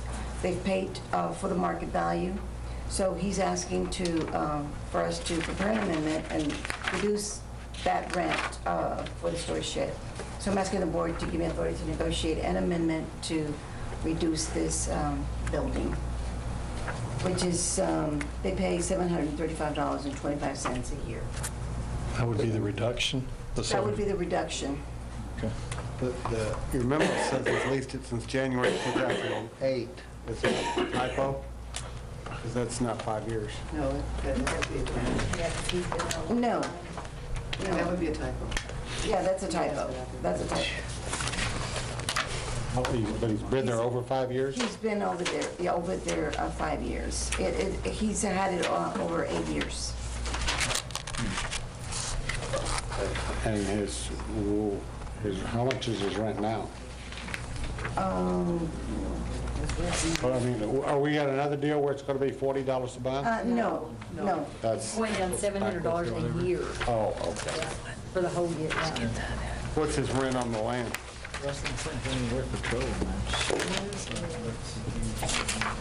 He's got, He pays $4,440 a year, plus the $735 for the building. So the rent for the land will continue at $4,440 minus the $735.25 for the building. Okay. Any further discussion? And the effective date, was, he's been there since January 2003.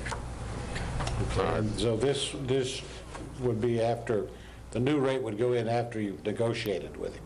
It would not be retroactive. The new rate? We're not going to give him money back. We're not giving him any money back. No, it would be as of, when we do the amendment. Okay, that's what I wanted. Okay, I'll make a motion. Okay. We're not- We got a motion we're by, not renegotiating the other rent. right, that stays the same. That stays Okay. the same. We got a motion by Commissioner Cowan. Do I have a second? Second. Second by Commissioner Reed. All those in favor? Aye. Item carries.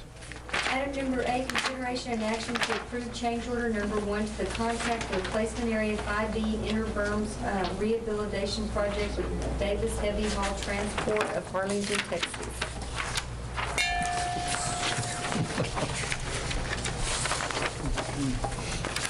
Thank you. This is a different one? No, same thing that you have in your package. Same thing. Mr. Chairman, Commissioners, this is on placement areas 5B. If I remember, we separated this contract from the original 5B contract. The estimated quantities, we went a little bit high to make sure that we didn't have any overruns, and we have indications that the quantities will conform to the estimated quantities. So what we're asking is to adjust the quantities back down to the actual amount, and this will reflect a small decrease of 9.4%, exactly what it is from the original contract. So we're asking you to approve this change order at this time. All right, a reduction for a change. Mr. Chavez, there is no expected changes. I mean, you said that this is based on the quantities. We're not going to see those change anymore. That's it. We should not see any more changes. We're waiting for the final confirmation from the consultant to make sure that the quantities are that. So there's a very, very remote but highly unlikely possibility that we would have to make any other adjustments. In fact, we may make another adjustment downwards. I was going to say, if it goes down, then we'll more than happy to change it again. Yeah. All right, we got a motion by Commissioner Lopez. Do I have a second? Second. Second by Commissioner Reed. All those in favor? Aye. Item carries. Item number 9, consideration and action to approve change order number 2 to the contract for Placement Area 8 rehabilitation project for Davis Heavy Haul Transport of Arlington, Texas. This one, I actually made copies, but yes, this is the same tabulation that you have in your packets. This one is a slight increase on the inner berm. We had them build it longer and added some quantities there.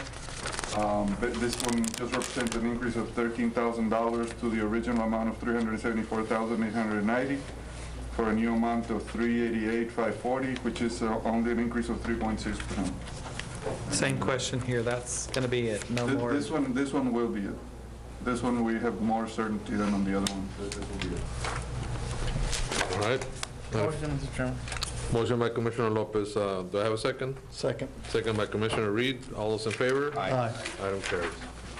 Item number 10, consideration and action to enter into an earthen material sale agreement with contractor Anderson Columbia Company, Inc. for dirt pool to be used in TxDOT's SH 550 project.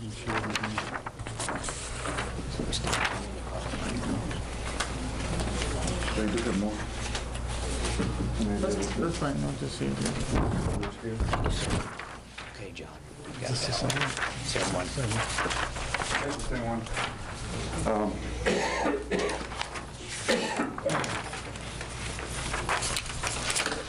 Mr. Chairman, Commissioners, as you know, the state recently led the contract for the future State Highway 550, which will connect with the port at approximately the point where an extension of the road would connect to Windhouse Road. On this particular map, we're actually showing you everything from where the overpass is over next to Old Port Isabel Road, coming back in to 48, and we're also showing you what we call the Port Connector Road, which is the portion from 48 back to Faust Road. That is actually not in the state contract. That's being worked on right now by the RMA. If you remember last meeting, we had a report from the RMA on that particular portion of the road and other issues that they're working on.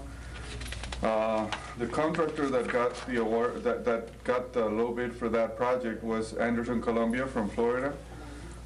They have approached the port with the intent to acquire earthen material. There's approximately 1 million cubic yards of material that they're going to need to provide fill in some of the overpasses and in the areas where the grade will be adjusted. As per policy, the port has a policy regarding sale of earthen material, and it has a committee that actually meets to discuss these matters. We held a meeting, and this is actually where the engineering director appears to be the chairman. I didn't know that, but that's another duty. But you know, and fortunately, a lot of the other members, I did not have a lot of experience with this type of transaction, but some of the other members of the committee, which is finance director, the maintenance director, and our leasing director. Well, actually, your title is industrial development director. They were members of the committee, and they had experience with other similar sales. And we met and came up with this recommendation that's in your packet, which basically consists of 9 different points.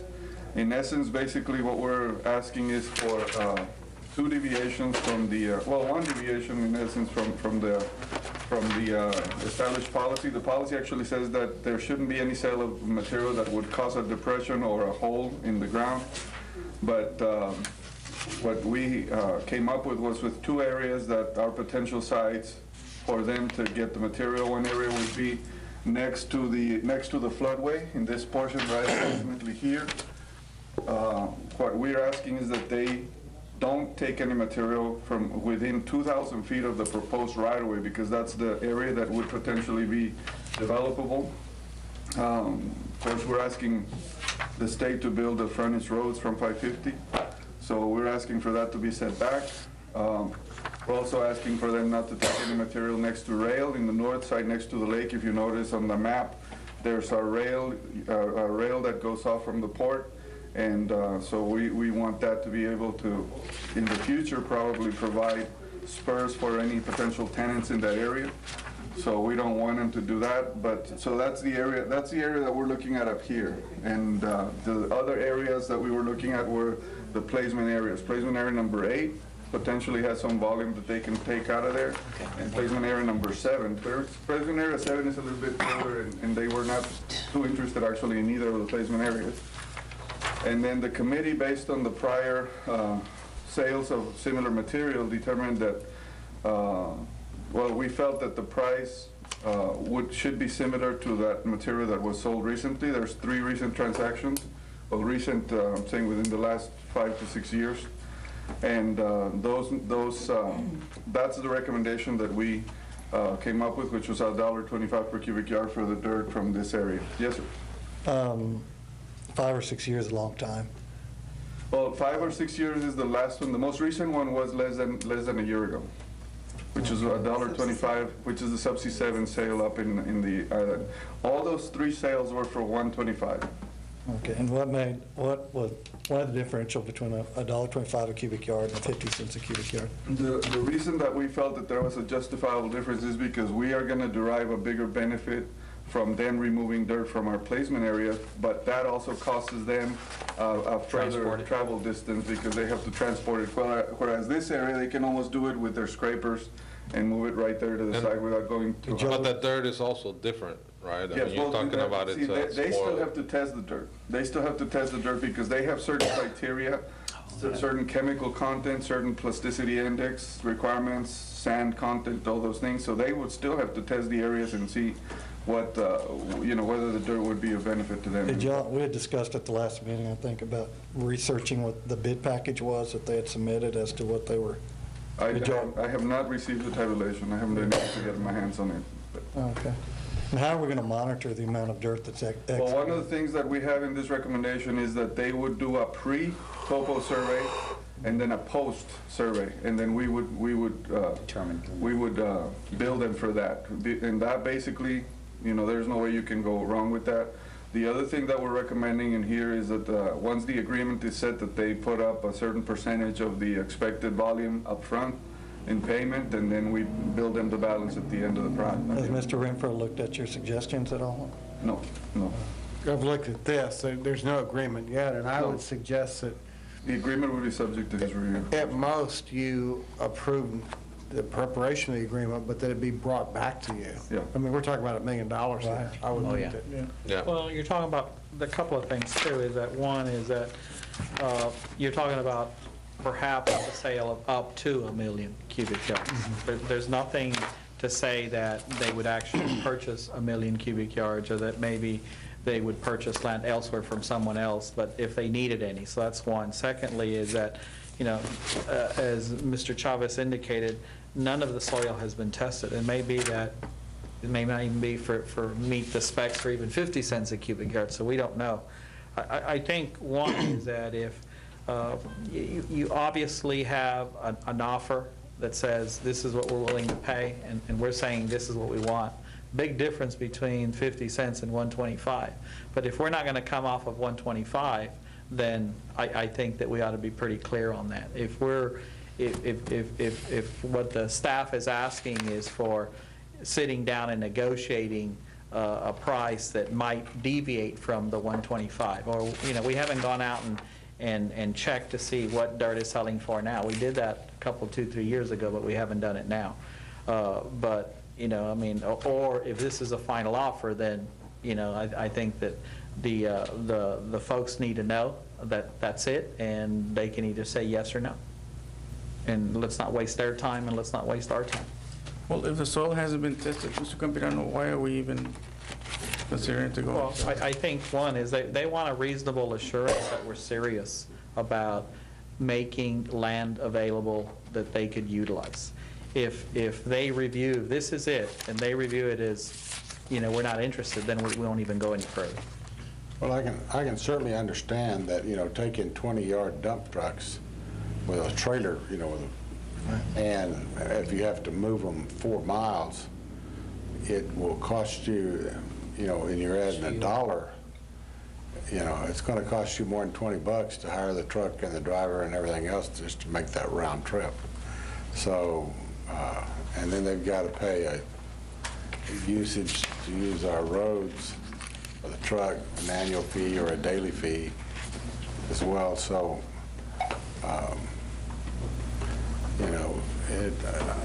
if we could sell dirt out of our disposal sites, and then it gives us more room to do that, that would really be great. I'd sure like to see us.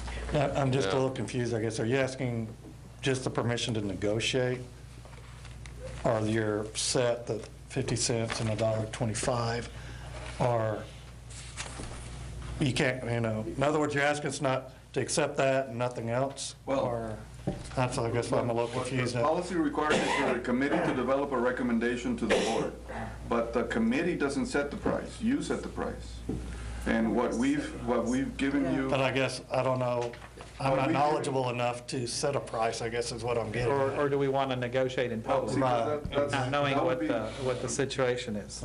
I think that the committee, at this time, I'd like to recommend that the committee go get some quotes on what dirt is selling for, so we know what the market is.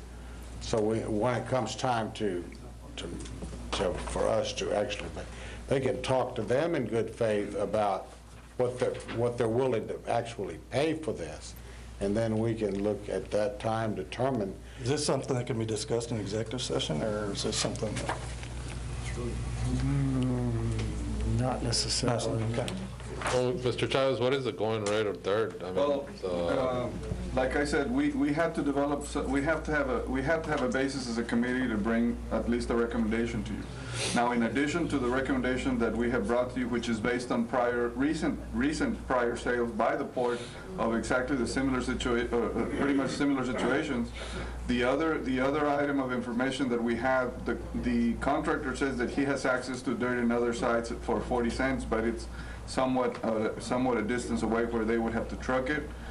The other issue that was discussed in our committee is that the drainage district number 1, Cameron County Drainage District number 1, has a detention area behind their office over there on Old Port Isabel Road, behind OPI and Robindale. Mm-hmm. They allow people to come in and take soil from there at 50 cents. And, yeah, but then they've got to haul it. But it has to be hauled, see? So, and if by the time they haul it, get into $1.25, but it's not that far of a haul. I mean, from Old Port Isabel Road. but you got to understand, you're hauling 20 yards at a time. 20 yards at a time, and that truck is going to it'll take 30 minutes to get there and back. So you're talking about $40. I guess what I'm worried about is they've offered 50 cents, like Commissioner Ramala pointed out. That you don't want to leave anything on the table, and yet you don't want to sell yourself short, And well, see, it would be a good idea for us to find out. See, one of the things that we did discuss and we tossed around, well, let me go through the whole thing. One of the things that we did discuss and toss around was the fact that because this was such a massive amount, that they could maybe be entitled to, and I'm saying entitled is probably the wrong verb, but there would be more justification. Thank you. for to give him a better price than the $1.25. But we felt that we as a committee weren't too comfortable with making that call. But, you know, and bringing you like a 75 cent or a 50 cent or whatever. But there could be justification to allow them a lesser price because of the volume. The sale to Subsea 7 was about just around 100. I think it was like 97,000 cubic yards, which was 130 or some 120 something. It was in that range. It was about 100,000 to be. Those were at $1.25. And did they that take, was $1.25. did they take that out of the spoil area? Or Yes, did they took that out of the levee on the placement area over there on the. Okay, on the see east now, side, so. now we're talking about them using spoil material Yeah. against a hill that we have. So, So see, you know, there's a lot of different factors that you could. But different deal. I mean, they're different situations. There, It was right you there know, where they there were, it's, yeah. it was old oil adjacent to the site. They may not have the same criteria and conditions to be met that they have to meet in terms of the type of soil, what they used it for, and what have you. That soil had been, some of it had been sold in the past for another project in the area. I mean, I just think there's different conditions. what is the timeline on this? They need to move very quickly. Okay, one of the things, at last meeting, we asked for the information in open session of how much was budgeted in their contract for this. I don't even, Said he couldn't find it. I don't recall even having a discussion about this at our last meeting in open Yes, session. we did. We did. Yeah. You go- I don't know about last week, last time, It was but mentioned. sometime before. Nobody else. And I so, remember. I mean, So- it wasn't a formal item, but it was mentioned in the meeting. Well, so what I'm saying is to have, you know, we need to know some basic thing, you know, how much money are they gonna, do they have budgeted for doing this? You know, I mean, Can I make a suggestion? If they are on a short timeline, I don't know why a document could not be prepared to be brought back to you for approval with some additional information on why the committee thinks the price is justifiable. Whether it's the line item in their contract for fill dirt, whether it's sales from other sites, and that you would then have that as backup for the agreement. because it's under public information, you gotta give it to you in 72 hours, so. We still gotta approve the contract. And then it would be there for you in 2 weeks, whatever the price is. The staff may conclude this price is too low. They may conclude that they could do better. Well, under the. But that way you don't put it off for 2 more meetings. Under the Open Records definitely Act, I work. would like to have, you know, if it isn't just readily available, then I'd like somebody to request it and have that information for us in our backup, so we know how much is there. Well, I mean, we can do it, approve this, subject to. I'm actually going to stay tomorrow, so All right, we'll try well, to get that tomorrow. That would be ideal. I could work with that, all right. Mr. Chairman. All right, They're yeah. gonna bring it back to, the contract back to us, so Right, I'm just okay. putting that out because that's what I'd like to have in part of the backup when Can I the get a recommendation. motion? I just got one more I'll technical make a question. motion, Mr. Chairman. Are y'all the disposition of earthen material committee or the disposal of earthen material committee? Disposition. Just wanted to make sure. Did I misspell that? I apologize. Oh, that's okay. I'll make a I'm motion playing that with we you. approve that, Mr. Chairman, subject to No, it wasn't that the committee. information The our additional counselor has. Okay. We got a motion by Commissioner Arambula. I'll second it.